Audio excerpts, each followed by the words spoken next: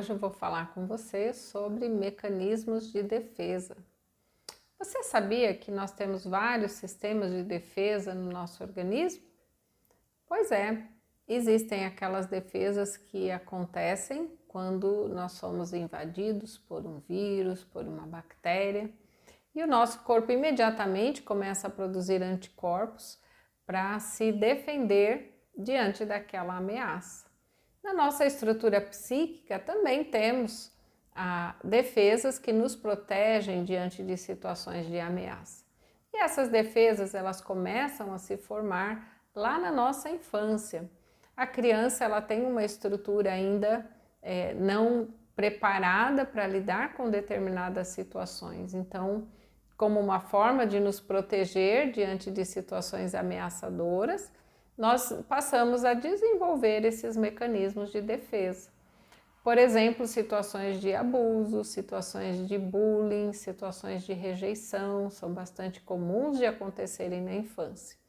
Então, a partir dali, nós começamos a desenvolver esses mecanismos de defesa para nos proteger diante dessas situações, né?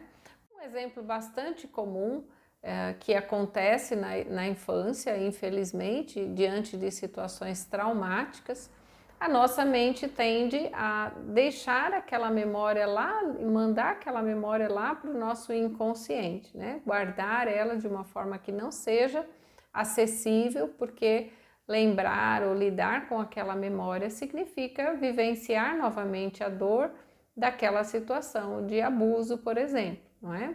Então, toda situação traumática, não toda situação traumática, mas algumas situações traumáticas podem gerar esse tipo de reação de defesa, né? Essas defesas nós continuamos desenvolvendo, carregamos até a nossa vida adulta. Eu vou citar então alguns outros mecanismos de defesa. A lista é bem grande, mas vou falar sobre alguns e você pode então se identificar com algum deles, né? Observar aí o seu comportamento e ver se você tem se utilizado com alguma frequência desses mecanismos, né? Então, um deles é a projeção. Quando nós reconhecemos alguma dificuldade nossa, alguma culpa, mas temos dificuldade de lidar com ela, então nós acabamos projetando sobre outra pessoa aquele mesmo motivo, aquela mesma culpa, né? Então, pessoas que são extremamente críticas, por exemplo, muitas vezes estão escondendo aí, projetando no outro aquilo que elas mesmas, no fundo, desaprovam, né? Um outro mecanismo de defesa é a justificação ou racionalização. Então, pessoas que, de uma forma bastante frequente, estão sempre se justificando, explicando alguma situação, como se para aliviar para si mesmo, né, alguma culpa também, ou algum sentimento de inadequação diante de uma determinada situação.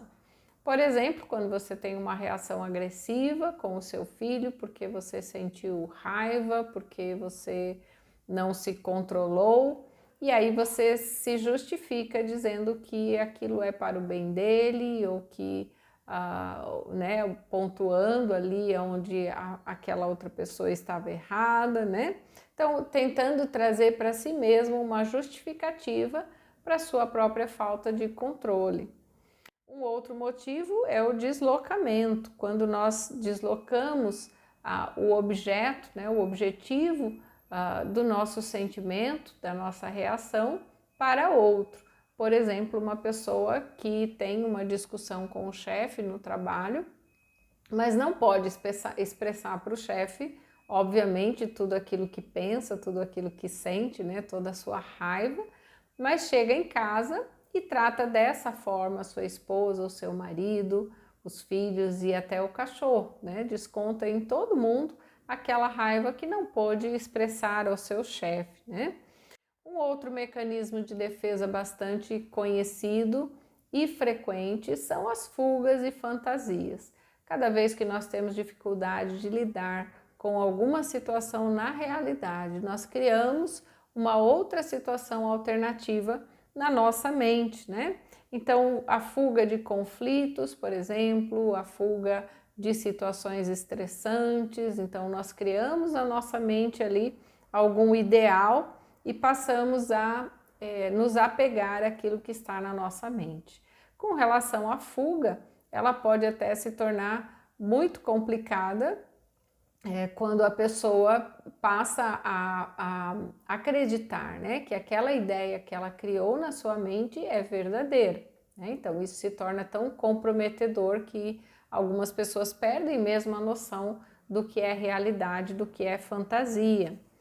Há também a famosa regressão, né? Então é um mecanismo de defesa diante de uma situação onde existe ameaça de perda, por exemplo.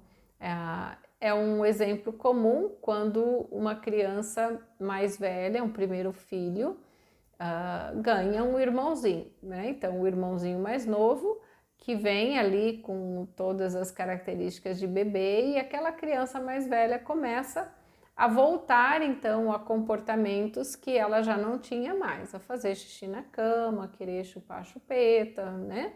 Porque no fundo ela tem medo de perder ali a atenção da mãe e de certa forma está disputando agora com alguém, né? Então é uma forma de se defender desse sentimento de ausência, de abandono da mãe.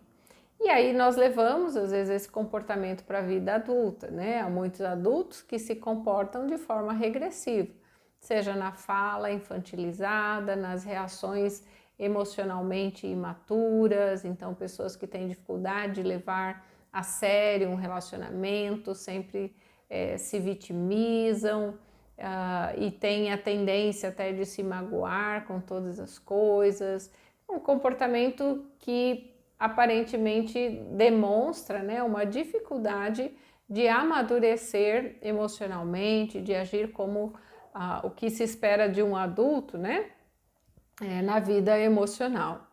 Existe também a sublimação ou compensação, quando recorremos a um outro motivo, a uma outra compensação para alguma inadequação que percebemos em nós. Então, uma pessoa que tem problema de autoestima, que não se acha adequada, que tem dificuldade nos relacionamentos, pode, por exemplo, se dedicar extremamente ao trabalho e desenvolver a sua carreira profissional, compensando as dificuldades que tem na área amorosa, na área afetiva, né? Da mesma forma, isso pode ser transferido para bens, para aquisição de bens ou para atividade física exagerada, né? Então, algum sentimento ali que é compensado através de uma outra atitude. Um mecanismo bastante significativo também é a negação. Quando numa situação de perda, por exemplo, ou numa situação de enfermidade, a pessoa tem dificuldade de assimilar aquela ideia.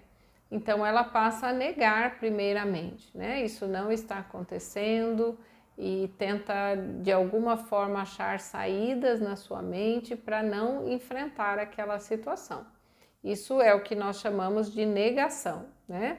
Quando há a dificuldade de vivenciar os sentimentos ali que são pertinentes àquela situação que está acontecendo, né? A fuga e a negação acabam sendo uma saída ali mais viável naquele momento. Todos os mecanismos de defesa, eles acontecem de forma inconsciente e involuntária. Eles começam ali na infância, por essas situações de ameaça, né, que eu já relatei, alguns exemplos, e na nossa vida adulta ou durante o decorrer da nossa vida. Cada vez que sentimos alguma semelhança àquela situação que estamos vivendo, né, que remete àquela ameaça que vivemos lá no passado. Então, nós vamos ter a tendência de reagir da mesma forma. O problema é que os mecanismos de defesa, eles se tornam um hábito. E às vezes a pessoa já, mesmo sem ter um motivo, ela passa a reagir daquela forma, porque se acostumou assim depois de tantos anos. Então, como é que nós podemos trabalhar ou modificar esses mecanismos de defesa? É a partir da consciência, quando você começa a perceber e observar, né, quando existe uma frequência muito grande, uma intensidade muito grande nas suas reações. Então vale a pena pensar sobre elas, né? Será que tem algum motivo por trás disso? E aí, uma vez que você torna consciente essa defesa, você pode modificá-la, né? Então, com a decisão de enfrentar, né? Como é que hoje, na vida adulta, você pode enfrentar aquela situação, buscando outras alternativas que não sejam aquelas de defesa, né? Contra situações de ameaça. Lembrando que o uso dos mecanismos de defesa não resolvem o problema de fato. Eles apenas aliviam a ansiedade, essa é a finalidade deles, né? Diminuir a intensidade daquele momento. Mas eles não resolvem. O que resolve é quando nós enfrentamos, quando nós olhamos de frente, quando nós estamos conscientes daquilo que nós precisamos enfrentar, né? Ao contrário, se ocorrem com muita intensidade, esses mecanismos eles podem até se tornar uma desordem mental, né? Um problema realmente psicológico ali, uma patologia que pode se tornar ter até uma abrangência pior, né? Prejudicial, ruim, como é o caso, né? De pessoas que vivem ali no mundo da fantasia e criam situações, né? E para não enfrentar a realidade, ou pessoas que desenvolvem a mentira, né, como uma saída e também passam a não ter mais noção do que é mentira, do que é realidade, né? Então são alguns exemplos aí de situações que podem sair fora do controle. Então procure observar essas atitudes no seu comportamento, quantas vezes elas acontecem, se existe uma frequência muito grande, você pode até perguntar para uma outra pessoa que tenha intimidade com você, que te conheça bem. Talvez outras pessoas consigam observar melhor do que nós e podem te dar essa dica, né, de algo que você pode melhorar e procurar aí trazer mais consciência, trazer mais enfrentamento, né, às suas situações desafiadoras, ok? Pense nisso e até a próxima!